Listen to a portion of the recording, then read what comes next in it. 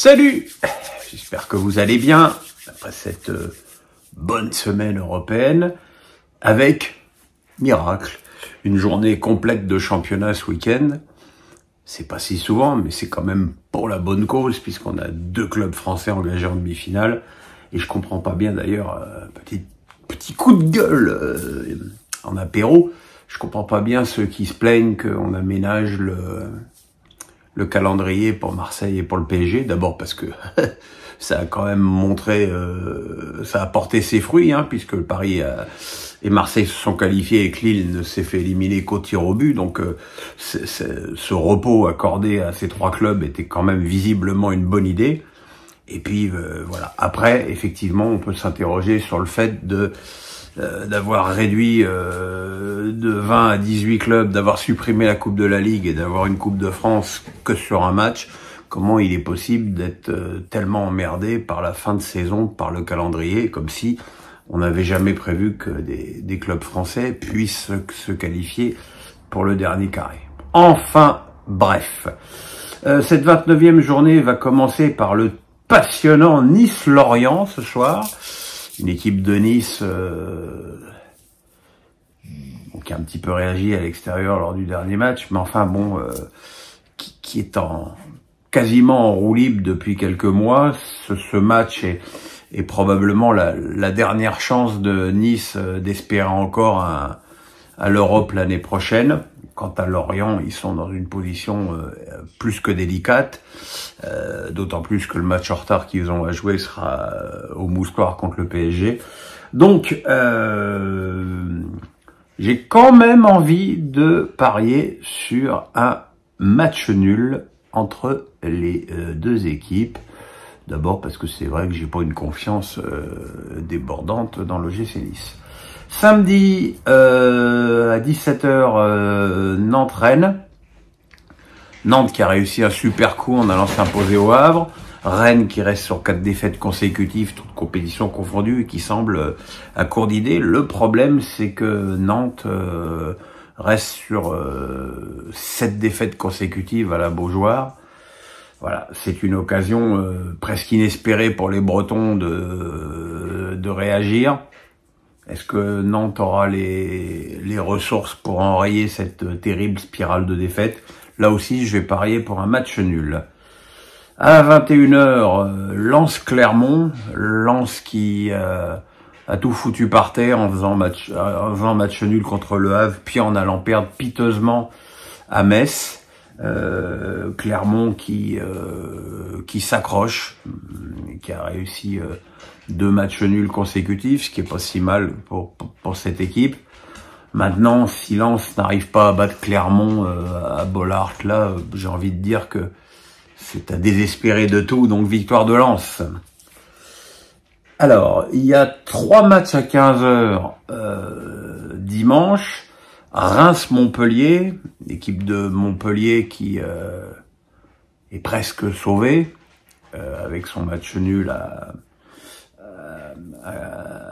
Clermont. Reims qui a perdu en étant, c'est vrai, très handicapé au niveau de son effectif, 3-1 à Strasbourg.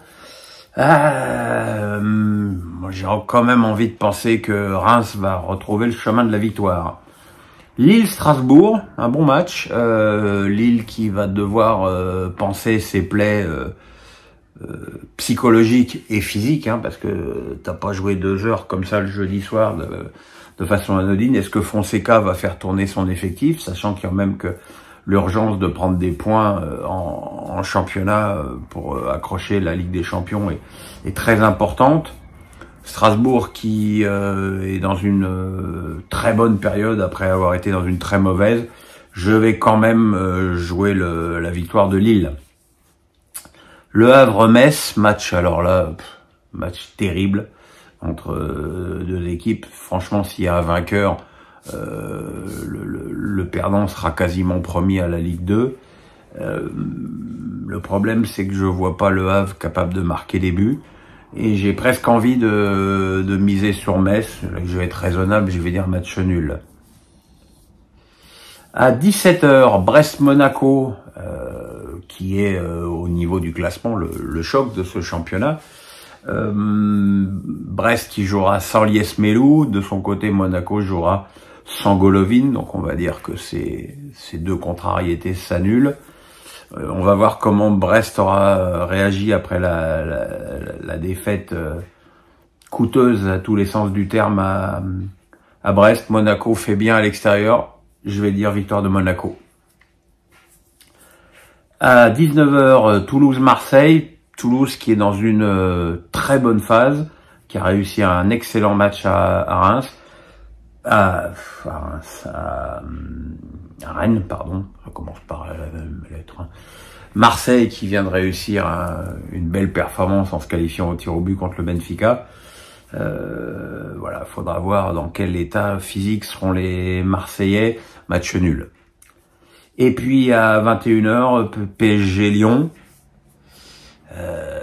Donc là, évidemment, après la qualification à Barcelone, Dieu seul, et peut-être que Dieu, même peut-être Luis Enrique, au moment où on se parle, ne le sait pas lui-même, quelle équipe il va aligner contre Lyon. Est-ce qu'il va remettre la grosse équipe pour prendre un avantage définitif et ensuite pouvoir plus faire tourner dans les matchs suivants? Est-ce qu'il va procéder à une grosse rotation?